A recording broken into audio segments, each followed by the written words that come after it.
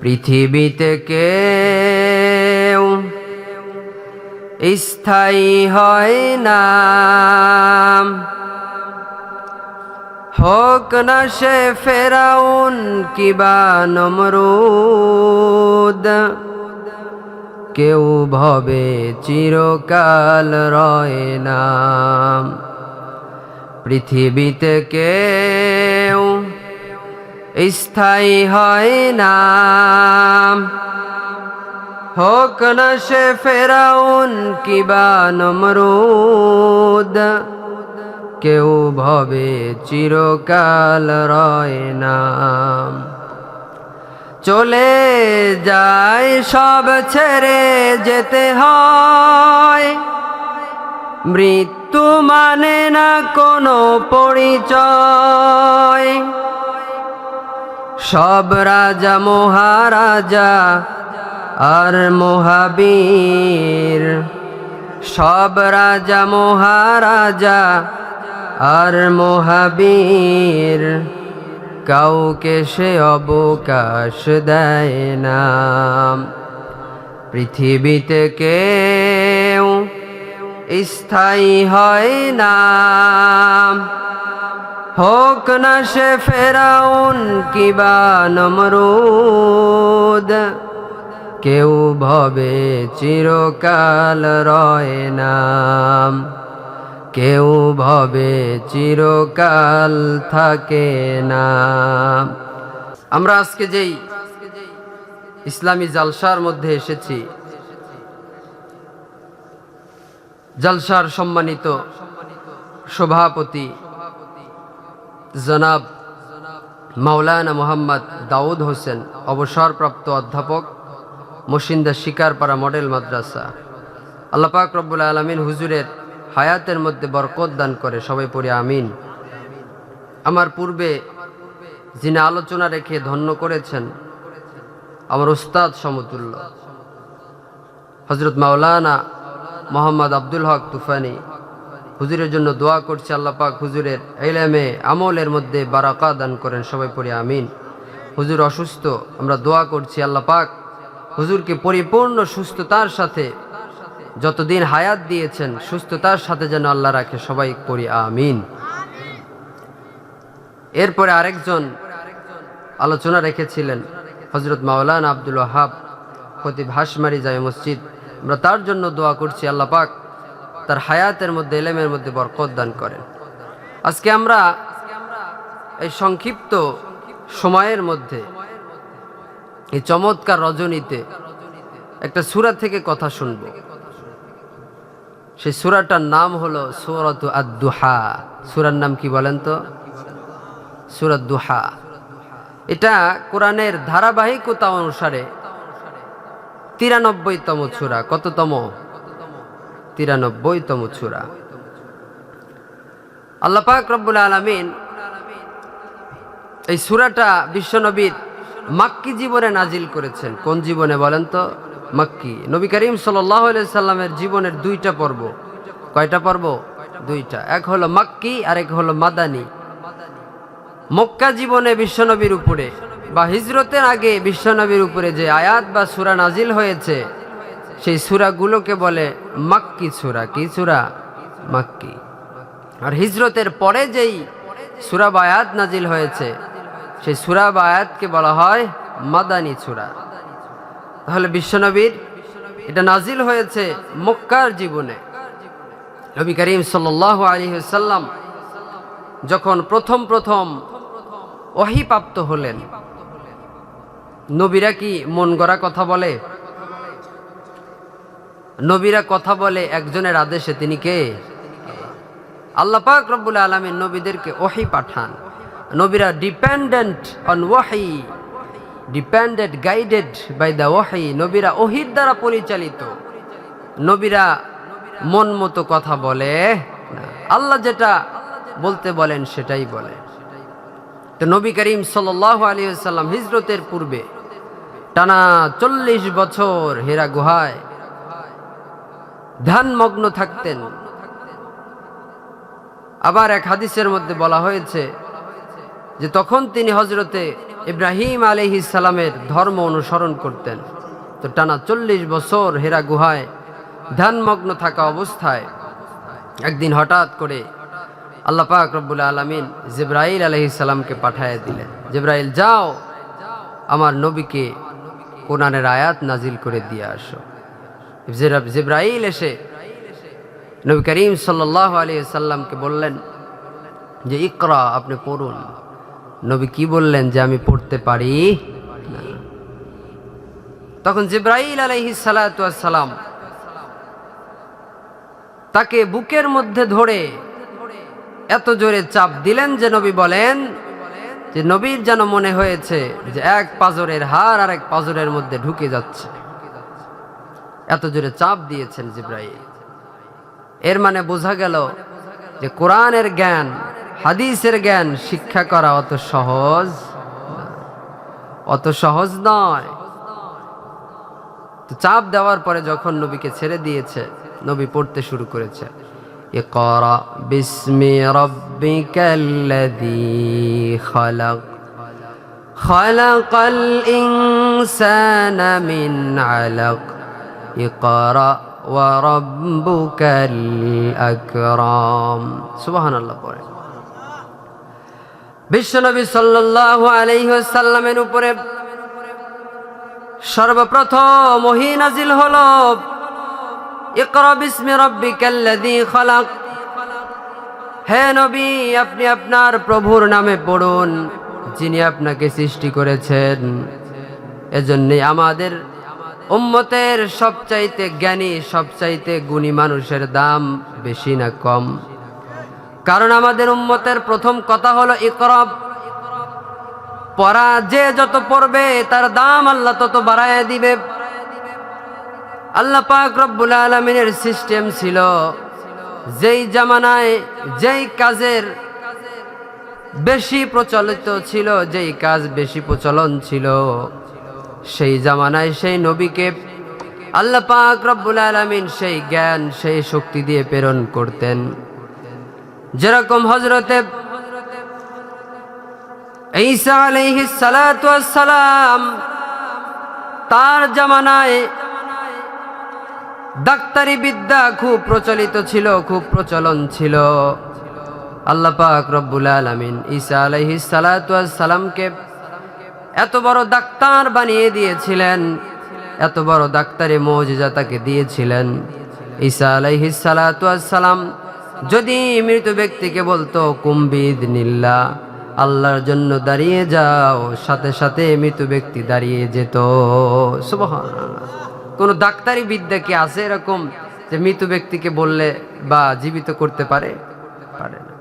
তো এই জন্যই ঈসা আলাইহিস সালামকে আল্লাহ সব চাইতে বড় ডাক্তার বানায় দিলেন। যে ডাক্তার তো এরকম নাই যে মৃতকে জীবিত করতে পারে, কিন্তু ঈসা আলাইহিস সালামকে আল্লাহ মুজিজা দিলেন যে মৃতকে যখন বলবে কুম বিইذনিল্লাহ, আল্লাহর জন্য দাঁড়িয়ে যাও, সাথে সাথে দাঁড়িয়ে যেত। আল্লাহু আকবার। এরপরে মূসা আলাইহিস সালাতু ওয়াস সালাম, তার জামানায় জাদুবিদ্যার খুব প্রচলন ছিল। সবাই জাদুকর, সবাই জাদু দেখায়, মানুষের চোখ দিয়ে ভ্যালু দেখায়। হযরতে মূসা আলাইহিস সালাতু ওয়াস সালামকে আল্লাহ পাক এমন একটা লাঠি দান করেছিলেন, এমন দুইটা মুজিজা দিয়েছিলেন, যেই মুজিজাগুলো সেই জামানার সব জাদুকরদের হার মানায়া দিত। সুবহানাল্লাহ। আল্লাহ পাক এক নাম্বার দিলেন, তাকে একটা লাঠি দিলেন, যেই লাঠি ছেড়ে দিলে সাপ হয়, আবার যদি সেই লাঠি ধরে আবার লাঠি হয়ে যায়। আবার হযরতে মূসা আলাইহিস সালামকে 2 নাম্বার যেই মুজিজা দিলেন, সেটা হলো মূসা আলাইহিস সালাতু ওয়াস সালাম যদি তার ডান হাতকে বগলের নিচে নিয়ে আবার সেটা বের করত, তাহলে সেটা সূর্যের আলোর চাইতে আলোকিত হয়ে যেত। সুবহানাল্লাহ। যেই জামানায় যেটার প্রচলন, সেই জামানার নবীকে আল্লাহ পাক সেই বিষয়ের জ্ঞান, সবচাইতে বড় জ্ঞান আল্লাহ তাকে দান করতেন। এরপরে হযরতে দাউদ আলাইহিস সালাম, চেনেন আপনারা, নাম শুনছেন? দাউদ আলাইহিস সালাতু ওয়াস সালাম হযরতে সুলাইমান আলাইহিস সালামের বাবা। তার জামানায় কামারের খুব প্রচলন, সবাই অস্ত্র বানায়, লোহা দ্বারা অস্ত্র বানায়, হাতুড়ি দিয়ে বেড়ায়া। আল্লাহ পাক রব্বুল আলামিন দাউদ আলাইহিস সালাতু ওয়াস সালাম কেমন শক্তি দিয়েছিলেন, তিনি যদি হাতের মধ্যে লোহা নিত সঙ্গে সঙ্গে সেটা গলে যেত। সুবহানাল্লাহ। দাউদ আলাইহিস সালাম সেই লোহা দ্বারা মন যেটা চাইতো সেইভাবেই অস্ত্র বানায়া যুদ্ধের জন্য প্রস্তুতি নিতেন। সুবহানাল্লাহ। এটা বুঝাইতে চাচ্ছিলাম যে যেই জামানায় যেটা প্রচলন বেশি হয়, যেই জামানায় যেটার প্রচলন বেশি হয়, আল্লাহ পাক রব্বুল আলামিন সেই জামানার সেই নবীকে সেই বিদ্যা দেয়, সেই বিষয়ের জ্ঞান দেয়। আমাদের নবী আল্লাহ পাক রব্বুল আলামিন এই জামানার বিষয় বুঝাতে গিয়ে বুঝাতে চাইলেন, ও আমার বান্দারা, তোমাদের মধ্যে যে যত পড়বে, তোমাদের মধ্যে যে যত জ্ঞান অর্জন করবে, তোমাদের দাম আমি আল্লাহ বাড়াইয়া দিব। সুবহানাল্লাহ। কারণ আমাদের ইসলামের সর্বপ্রথম বাক্যই হলো ইকরা, কি করা? পড়া। সর্বপ্রথম কথাই পড়া। এজন্য আমাদের একটা কথা শুনলেই, একজন আলেম একটা কথা বললেই সেটার উপরে আমল করা উচিত নয়, সেটাকে আগে পড়ে দেখতে হবে যে সহিহ হাদিস আছে কিনা, কোরআনের রেফারেন্স আছে কিনা। আমরা পূর্বের জামানায় যে মানুষগুলো ছিল তারা যেটা শুনতো যে ফজিলত শুধু আছে নাকি, ফজিলত শুনলেই সেটা আমল শুরু করে দিত, কিন্তু না, আমাদের উচিত হলো যে হাদিসের রেফারেন্স দেখা, কোরআনের রেফারেন্স খোঁজা, যদি সেগুলো পাই তাহলে আমল করা। আর যদি জয়ীফ দুর্বল হাদিস থাকে অথবা রেফারেন্স না থাকে তাহলে সেটার উপরে আমল না করা। এটাই হলো আমাদের সিস্টেম। কিন্তু আমরা কজনই বা একটা বিষয় নিয়ে তদবির করি বা সেটার ঘাটাঘাটি কতটুক সহি না ঠিক না ব্যাঠিক কয়জন খোঁজ করি।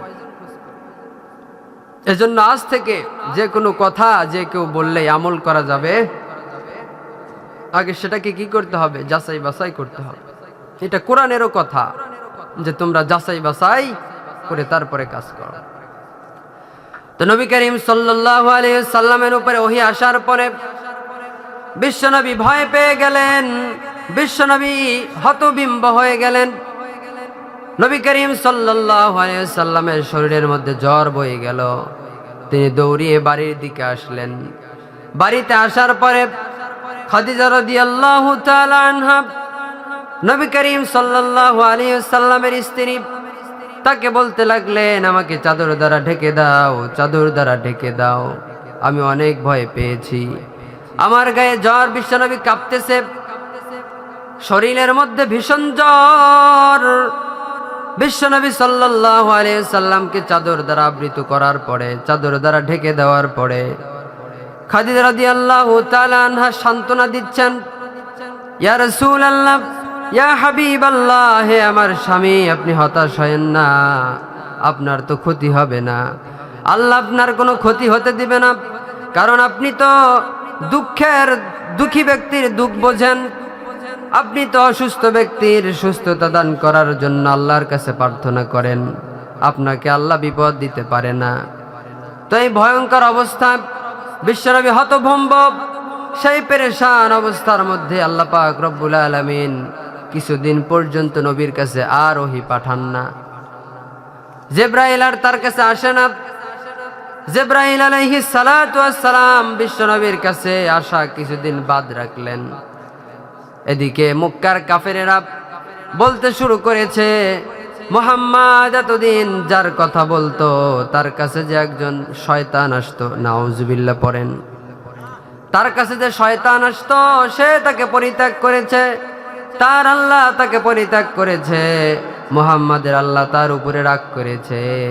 এটা শুনে বিশ্বনবী সাল্লাল্লাহু আলাইহি সাল্লাম আরো মন খারাপ হয়ে গেল, মনে আরো ব্যথা পেলেন যে আসলেই তো মনে হয় আল্লাহ আমার উপরে রাগ করেছে, আসলেই তো মনে হয় আল্লাহ আমার কাছে আর জিবরাইলের পাঠায় না, জিবরাইল আমার কাছে আর ওহী নিয়ে আসে না, মনে হয় আমার উপরে আল্লাহ কি করেছে? রাগ করেছে। বিশ্বনবী সাল্লাল্লাহু আলাইহি সাল্লামের জীবনে এরকম অবস্থা কয়েকবার এসেছে।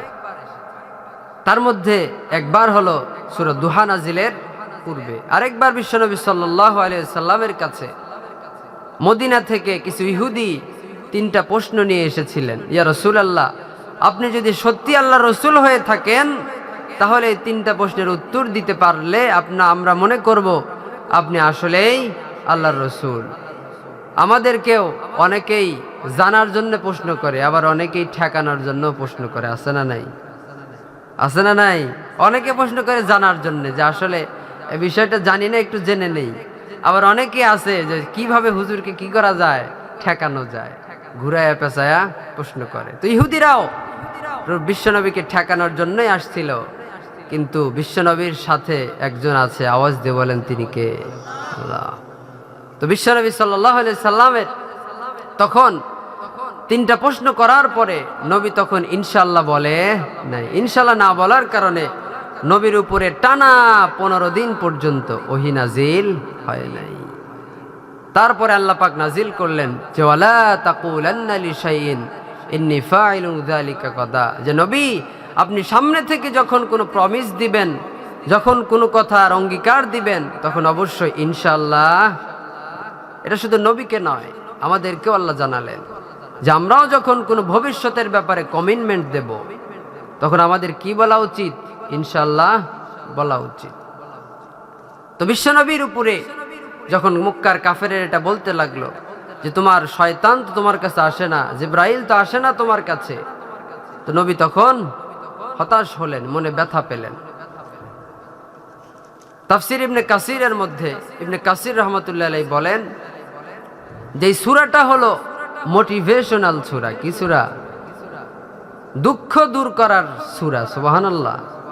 মানে যার দুঃখ জীবনে, যার কষ্ট শুধু, সে যদি এই সূরা পড়ে, আল্লাহ পাক রব্বুল আলামিন সাথে সাথে তার দুঃখ কষ্টকে দূর করে দিবে। সুবহানাল্লাহ। কিন্তু এর জন্য আগে পড়তে হবে, সেটা অর্থসহ বুঝতে হবে আগে। না বুঝে যদি পড়েন তাহলে কি আপনার দুঃখ যাবে? যাবে না। এটা বুঝে পড়তে হবে, অর্থ বুঝে, অর্থের মধ্যে আল্লাহ কি লিখলেন, কি বললেন, এটা বুঝে পড়লে। এক ইমাম বলেন যে কেউ যদি সূরা দুহা পড়ে, তার সারা জীবনের দুঃখ যেন সূরা দুহা একবার পড়লেই দূর হয়ে যাবে। সুবহানাল্লাহ। তো বিশ্বনবী সাল্লাল্লাহু আলাইহি ওয়াসাল্লাম হতাশ হলেন। নবী ভাবলেন আল্লাহ আমাকে পরিত্যাগ করেছে, আল্লাহ মনে হয় আমার উপরে রাগ করেছে। আল্লাহ পাক রব্বুল আলামিন তখন নবী করিম সাল্লাল্লাহু আলাইহি ওয়াসাল্লামের উপরে নাজিল করলেন, সবাই পড়েন, অদ-দুহা ওয়াল লাইলি ইযা সাজা মা ওয়াদ্দাআকা রাব্বুকা ওয়া মা ক্বালা ওয়ালাল আখিরাতু খায়রুল লাকা মিনাল উলা। সুবহানাল্লাহ। পড়েন। আল্লাহ পাক রব্বুল আলামিন এই সূরার মধ্যে 2টা জিনিসের কসম খেলেন। আল্লাহ পাক রব্বুল আলামিন কসম খাওয়ার পরে নবী করিম সাল্লাল্লাহু আলাইহি ওয়াসাল্লামকে বললেন, ও নবী, আপনার আল্লাহ আপনাকে পরিত্যাগ করে নাই। আল্লাহ পাক সর্বপ্রথম যেই জিনিসের কসম খেলেন, আল্লাহ বলেন অদ-দুহা, সূর্যের কসম। ওই সূর্য যখন সেটা আলোকিত হয়ে যায়, অথবা কোন তাফসীর কারকগণ বলেছেন আল্লাহ পাক রব্বুল আলামিন অদ-দুহা বলার কারণে পুরা দিনের কসম খেয়েছেন। আবার কেউ কেউ বলেছেন এর আরেকটা অর্থ হলো নবী করিম সাল্লাল্লাহু আলাইহি সাল্লামের উপরে ওহী আসার সময় নবী খুশি থাকতেন। আল্লাহ পাক রব্বুল আলামিনের পরের অংশে বলেন আল-লাইলি ইযা সাজা, এবং রাত্রির কসম যখন সেটা গভীর হয়। এই রাত্র দ্বারা আল্লাহ পাক রব্বুল আলামিন বুঝিয়েছেন ওহী না আসার সময়কে। মানে নবীর উপরে ওহী যখন আসতো তখন নবী খুশি থাকতেন। সূর্যের আলোতে যেরকম আমরা সারাদিন দেখতে পাই, রাত্রে কি দেখতে পাই? লাইট লাগে না? ঠিক তদ্রূপ ভাবে আল্লাহ বুঝাতে চাইলেন আপনার উপরে যখন ওহী আসতো আপনি খুশি হতেন, আপনার মন ভালো থাকতো। এর মানে এটা হলো দিন, মানে খুশি। আর আল্লাহ পাক রব্বুল আলামিন এরপরে আল-লাইলি ইযা সাজা, রাত্রির কসমকে বুঝাতে চাইলেন, হে নবী, আপনার উপরে ওহী না আসার সময়, অর্থাৎ আপনি যখন বিভোর হয়ে গিয়েছেন, হতভম্ব হয়ে গিয়েছেন, ও নবী আপনি পেরেশান হয়েন না। আল্লাহ পাক রব্বুল আলামিন এরপরেই বলেছেন মা ওয়াদ্দাআকা রাব্বুকা ওয়া মা ক্বালা। সুবহানাল্লাহ। পড়েন আল্লাহ বলেন, ও নবী, ও হাবিব, আমি আল্লাহ আপনাকে পরিত্যাগ করি নাই।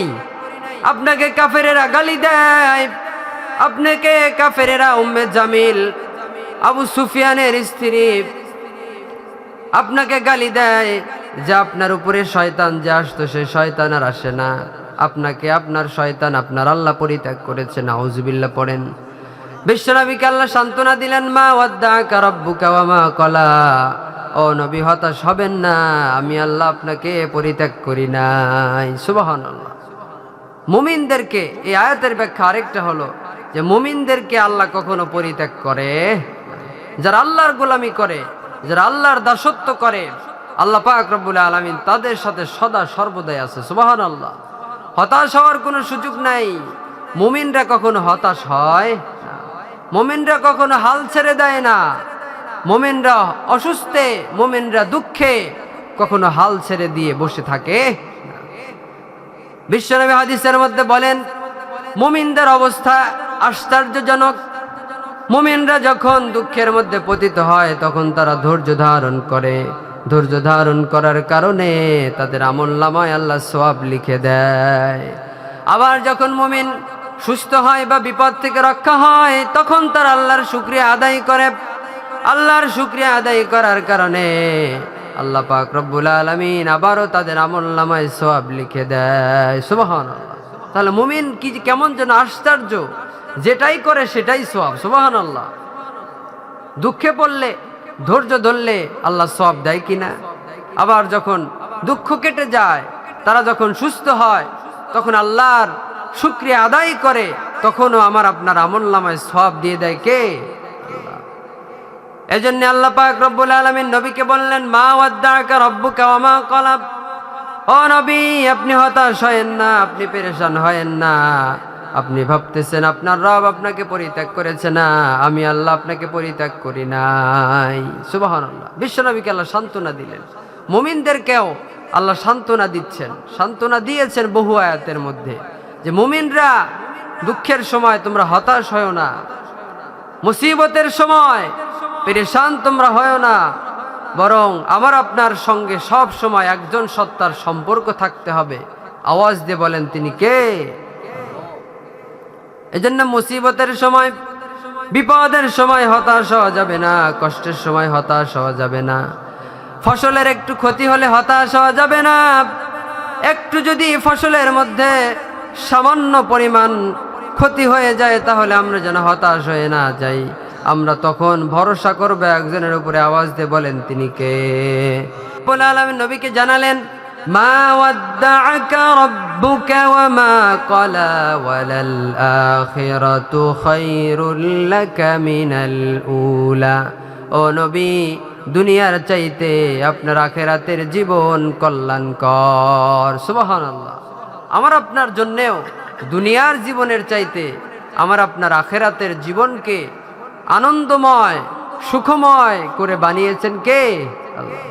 কারণ মুমিন বান্দা যেই হোক সে মনে করে যে দুনিয়ার জীবন ক্ষণস্থায়ী, দুনিয়ায় আমরা বাঁচবই বা কয়দিন, দুনিয়ার হায়াতি বা কয়দিন, কিন্তু আখিরাতের জীবন তার কোনো শেষ আছে কি? শুরু আছে যার, শেষ নাই। আর দুনিয়ার জীবনের শুরু আছে, শেষও আছে। এটা ক্ষণস্থায়ী জীবন। আর আল্লাহ পাক রব্বুল আলামিন মুমিনদের জন্য আখিরাতের জীবনকে চিরস্থায়ী বানিয়েছেন। মুমিন বান্দারা তো চায় যে আমি আল্লাহর সান্নিধ্যে যেন তাড়াতাড়ি চলে যাই। সেজন্য আল্লাহ পাক রব্বুল আলামিন নবীকে বললেন, ও নবী আপনি হতাশ হয়েন না, পেরেশান হয়েন না। দুনিয়ার জীবনে কাফেরেরা আপনাকে গালি দেয়, মক্কার কাফেরেরা আপনাকে গালিগালাজ করে কষ্ট দেয়, আপনি হতাশ হয়েন না। দুনিয়ার জীবনের চাইতে আখিরাতের জীবন আপনার কল্যাণকর। সুবহানাল্লাহ। এখানে এই আয়াতের মধ্যে কয়েকটা তাফসীর কারকগণ লিখেছেন। একটা হলো যে আল্লাহ পাক রব্বুল আলামিন ওয়ালাল আখিরাত দ্বারা পরবর্তী সময়কে বুঝিয়েছেন, আর মিনাল উলা দ্বারা আল্লাহ পাক রব্বুল আলামিন পূর্বের সময় মানে বিশ্বনবীর মরণের আগের এবং পরের সময়কে বুঝিয়েছেন। মানে নবী আপনি এখন যে বেঁচে আছেন, আপনি ইসলামের দাওয়াত দিচ্ছেন, আপনি তায়েফে গেলেন দিনের দাওয়াতের জন্য, কাফেরেরা নবীকে কষ্ট দিয়েছে কিনা? দিয়েছে। মক্কার মধ্যে দিনের দাওয়াত দেয়, কেউ নবীর কথা মানে না, শুধু গালিগালাজ, নবীকে কষ্ট। নবী যখন সিজদায় যায়, নবীর মাথার উপরে পচা নারী ভুঁড়ি ঢেলে দেয়। তো বিশ্বনবী সাল্লাল্লাহু আলাইহি সাল্লামকে আল্লাহ বুঝাতে চাইলেন যে নবী, আপনার মরার পরে আমি আল্লাহ ইসলামকে, এই দিনকে সারা বিশ্বের মধ্যে ছড়িয়ে দিব। সুবহানাল্লাহ। এর মানে আল্লাহ পাক নবীকে বুঝাতে চাইলেন, ও নবী, আপনার এই সময়ে চাইতে পরবর্তী সময়, আবার কোন কোন তাফসীরকারকগণ বলেন যে মক্কার জীবনের চাইতে মাদানী জীবন আল্লাহ পাক নবীর জন্য সুখময় করে দিয়েছেন। কিভাবে? মক্কার কাফেরেরা দিনের দাওয়াত কবুল করে নাই, বিশ্বনবীকে হিজরত করে মদিনায় যেতে হলো। মদিনায় যাওয়ার পরে দেখে সব মানুষেরা, ছোট বাচ্চা, কচি কাঁচা সবাই বিশ্বনবীকে আমন্ত্রণ জানানোর জন্যে, ওয়েলকাম জানানোর জন্যে মদিনার বাহিরে এসে দাঁড়িয়ে আছে। আবার একসাথে সবাই কালেমা পড়ে মুসলমান হয়ে গিয়েছে। সুবহানাল্লাহ। এর মানে নবীকে বুঝাতে চাইলেন, ও নবী, আপনার এই বর্তমান সময়ের চাইতে পরবর্তী সময় আপনার জন্য সুখময় করা হবে। আপনি হতাশ হয়েন না, আপনি পেরেশান হয়েন না, আপনি দুঃখের মধ্যে বিচলিত হয়েন না, আমি আল্লাহর উপরে ভরসা রাখেন। এজন্য আল্লাহ বললেন, ওয়ালাল আখিরাতু খায়রুল লাকা মিনাল উলা। এরপর আমার আপনার জন্যেও দুনিয়ার জীবনের চাইতে আখিরাতের জীবন কল্যাণকর কিনা? অবশ্যই কল্যাণকর। কারণ দুনিয়ার জীবন, কে কখন মারা যাব আমরা কেউ জানি? মরতে হবে কিনা আমাদের? সবাই মরবো না বেঁচে থাকবো আজীবন? আমাদের সবাইকে মরতে হবে। আমরা সবাই দুনিয়া ছেড়ে চলে যাব। দুনিয়ায় আমরা চিরজীবন থাকতে পারবো না।